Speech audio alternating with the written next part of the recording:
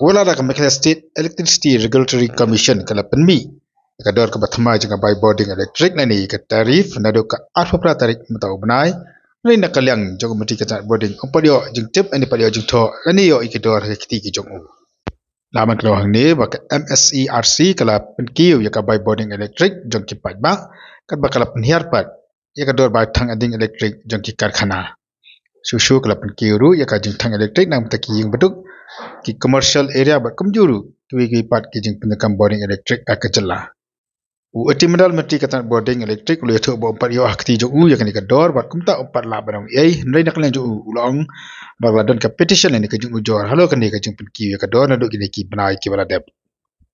See, tariff is fixed by State Regulatory Commission. So we'll get the full order, then we'll be in a position to comment on it. Naturally, we have filed petition with them, but it is the power of the commission to give the tariff order. So let all the tariff order comes, we'll look into it. Just as many other things are included there. There is some tax holidays, something, the rebate is also there. So we are reviewing, even we have filed petition against that one also. So let all these things be settled down, then we will be giving you the clear picture.